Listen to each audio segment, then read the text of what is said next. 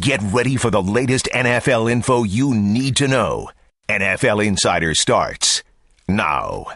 Well, perhaps the most debated, discussed, and dissected topic of the last 4 months comes to a conclusion very soon.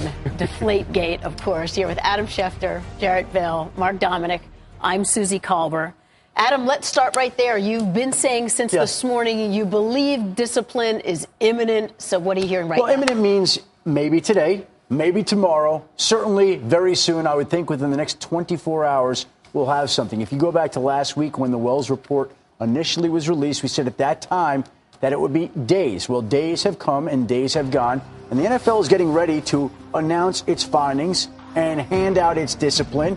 And there you see the timeline from last week and some of the events. And I believe the league is ready. And I believe the league is close to, if not having, a decision. And we should be hearing about it at some point, either later today, maybe tomorrow, but certainly not very long from now. Yeah, definitely by the middle of the week, Adam. And I think we're going to be looking at all three of these buckets, if you will. A suspension for Tom Brady, a big fine for the Patriots, and some kind of hit on the draft for the Patriots for next year. So I think they're going to get hit significantly. Yeah, and I think when you look at this comparatively to what you saw with the Atlanta Falcons, the same kind of process, exactly what Jared's talking about. You can apply this the same way. The Falcons pumped in crowd noise. I mean, that's obviously a competitive advantage. You could look at it the same way as what the Patriots in the Ted Wells investigation report shows, and that's why you could see exactly what you're saying: a fine, a suspension, and obviously a draft pick. And if you look at the way Troy Vincent has handled some of the on-field violations, he's actually been consistent to a degree in terms of meting out that punishment. And I think that the Falcons and the Browns cases are really templates for what we can expect with the Patriots. And I think there's a strong feeling in the league office among some that what Tom Brady did in the Wells report is akin to taking a performance-enhancing drug without taking the performance-enhancing drug, because it enabled them, in the eyes of the Wells report, to perhaps have an improved performance. Now, again, some will argue the evidence there, but I think that's the feeling of some people within the league. And that's why I think we're talking about anywhere from 2 to 4 games. That's the range you seem to hear and think about when you talk to people. 2 to 4 games for Brady, somewhere in the range. Going to be very interesting to see what the league decides. And no matter what the league decides, there's going to be a large segment of people that's very unhappy with the decision. Well, you mentioned Troy Vincent. Who really is responsible for handing down the discipline here? Well, it's on Troy Vincent, but when you look at it from a league standpoint, obviously Roger Goodell is the sheriff in the NFL office, so nothing happens without Roger Goodell having his input in it. And Jeff Pash, if you remember, when the NFL commissioned the Wells report, Pash was the key person from the league office that worked in terms of the communication with the league office and the Wells office. Yeah, I think there's 5 names you got to think about the league office. Obviously, Commissioner Goodell, Jeff Pash, Dave Gardy, who's also along with Troy Vincent and Peter Rucco. Those are the 5 guys I bet that are getting together deciding what the punishment is. And when you say a lot of people won't be happy about it, maybe that's because the language in the Wells report, too, is probable. You know, there is more probable than not. And then, again, it's hard to say exactly that he did do it or he didn't do it. And there are people that love the Patriots and there are people that hate the Patriots. So the people that love the Patriots, if it's a lighter suspension, maybe they'll be pleased, and vice versa. But again, there's no way that everybody's going to come away pleased with this decision, which is why it's such a difficult decision for the commissioner and the other people involved in it, because it's such a polarizing issue. One thing quickly that resonates with me is when you see in the Wells report where it says the referee, Walt Anderson, has been in his position for 19 years, and never before has he ever had a case where they lost the track of the footballs before the game. Not just any game, by the way, the AFC Championship game. And it also comes down to what's the punishment really all about?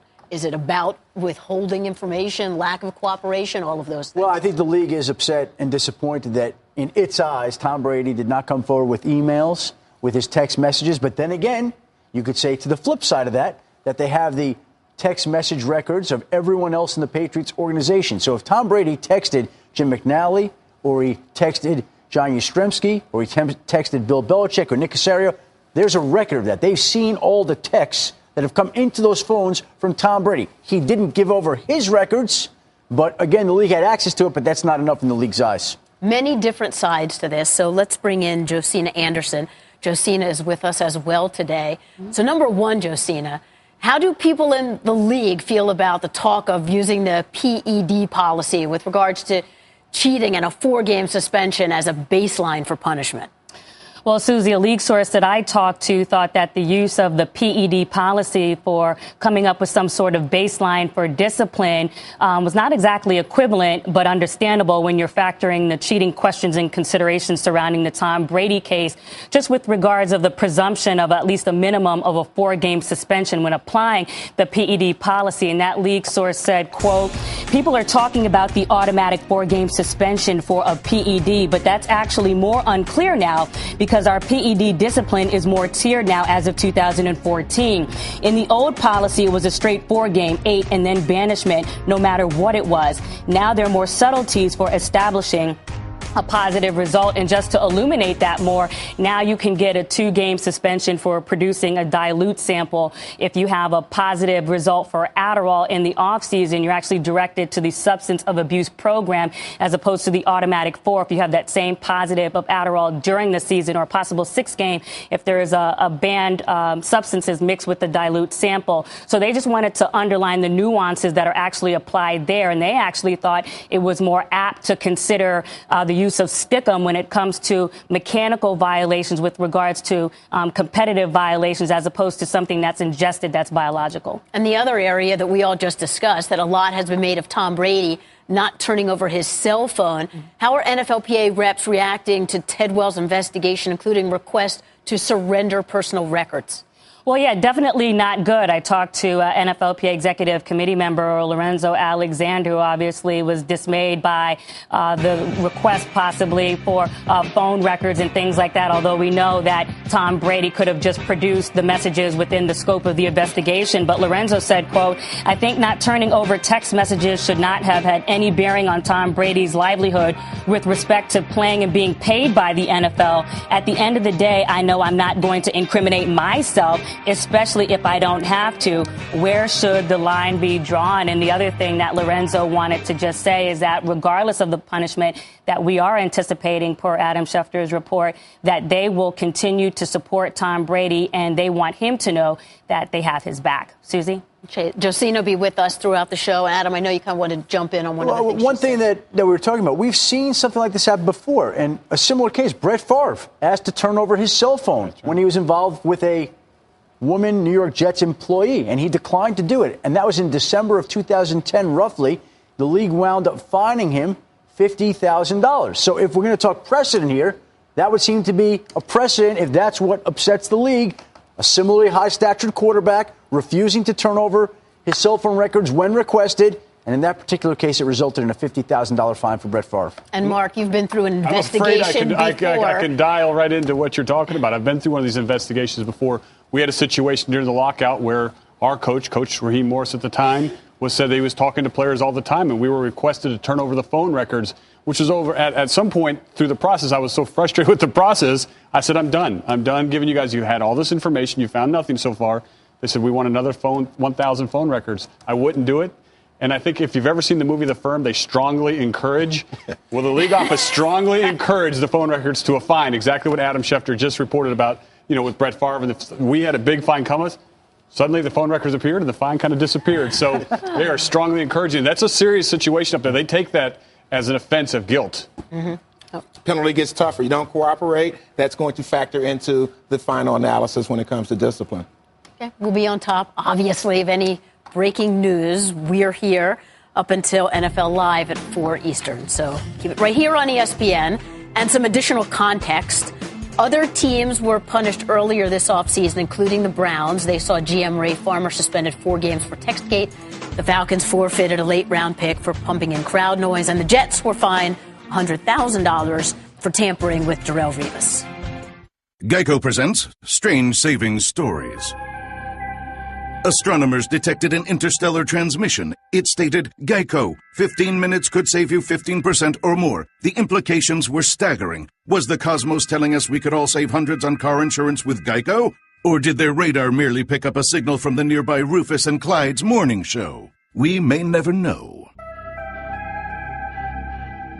Geico, 15 minutes could save you 15% or more on car insurance.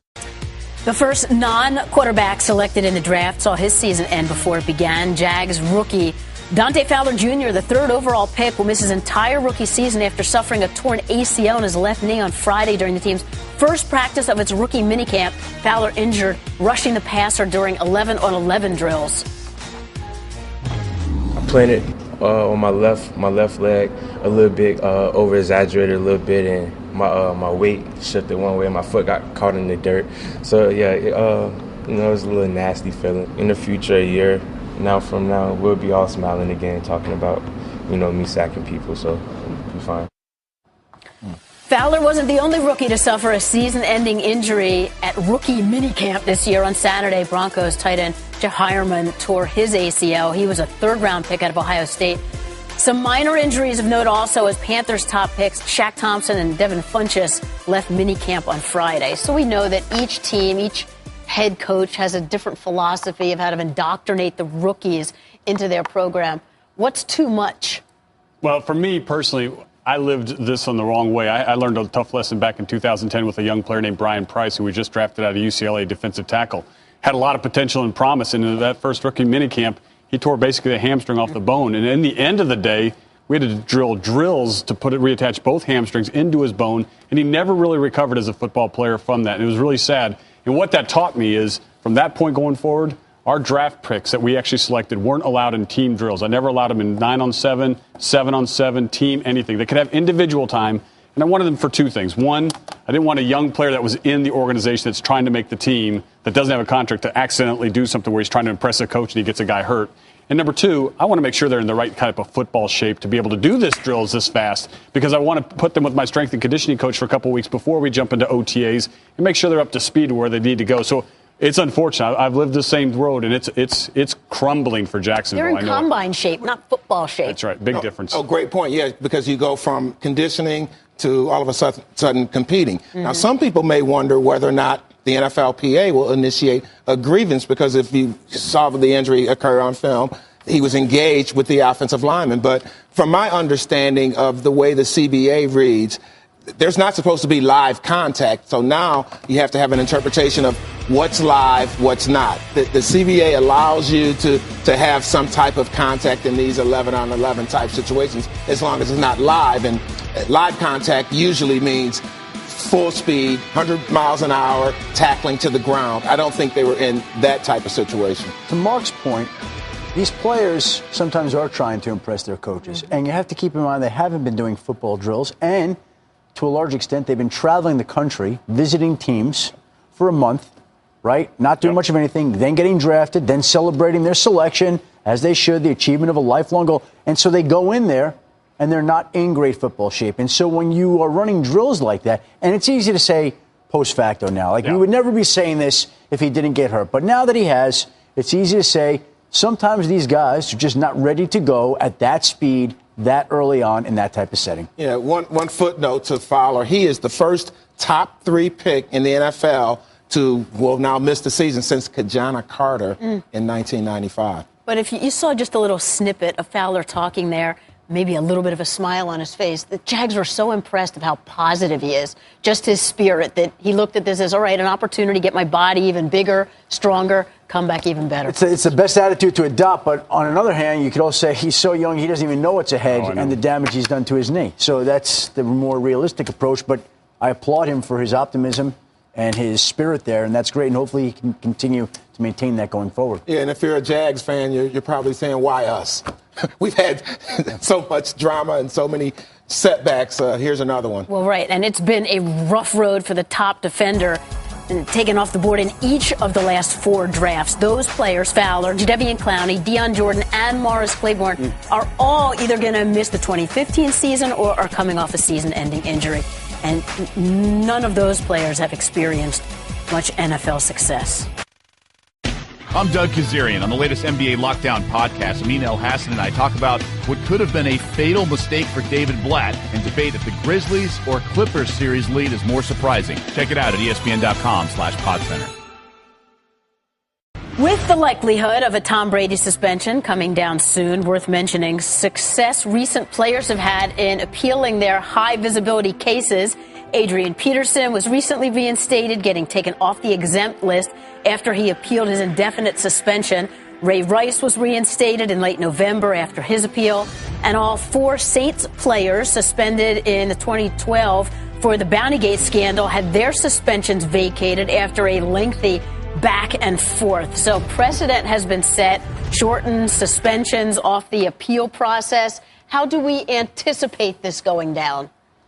Well, I think the first thing you're going to see is you're going to see the commissioner come down hard. I think when this ruling comes down, look, the one thing when you look at the Ray Rice case, he said, I got it wrong. Mm-hmm. He's not going to mess up again. He's not going to come out with a suspension that's soft in any case for any players going forward, because it can always be appealed and it can be lowered. And so I think when you're going to see Roger Goodell and the league office come down with a suspension, I would err to the side that's going to be heavier than you expect and let the process take place, because I think that's the way the commissioner wants it to be set now. And this is a different league right now. The league, I think, going forward is always going to err to the side of being heavy on its discipline. Better in the league's eyes to be too heavy than to be too light. When it went too light before, that didn't work out very well for the league. It came under massive criticism. And so that is something that is going to be in the league's thought process whenever it's making a decision like the one that it's about to make right now. But there seems to be as much focus on this one as any recent decision.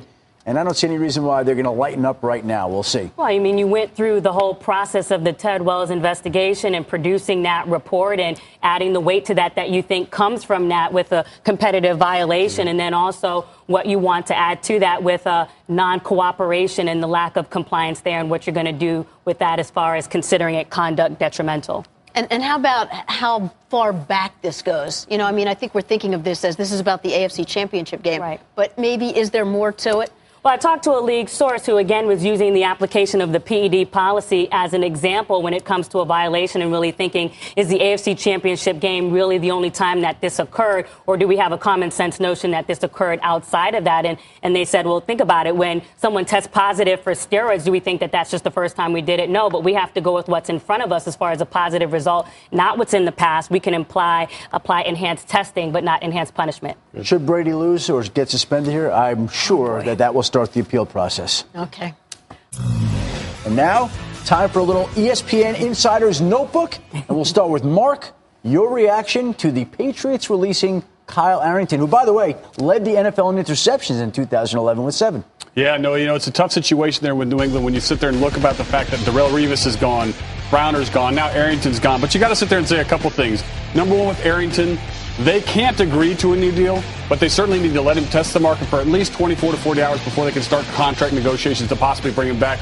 But I think it speaks higher to Malcolm Butler, how they feel about him going forward, certainly Logan Ryan. And remember, Devin McCourty can work either the corner or safety position, so I think they're a little better off than people think. Josina, another cornerback in the news, Orlando Scandrick at the Dallas Cowboys. What's the latest on his contract situation? Still hasn't showed up for the all-season conditioning program, and the quandary there is that on a rating list like Pro Football Focus, he's ranked as a top 10 corner, but just making $1.5 million this year, although he has a $3 million APY. But with the context of that, you're looking at Buster Skrine, who is getting $6.5 million in cash this year, ranked 82nd on the same list. Bryce McCain making $3.5 million this year, ranked 65th. Sharice Wright, $3 million, ranked 105. So still waiting for some clarity, especially with Brandon Carr's situation, who's also making $8 million.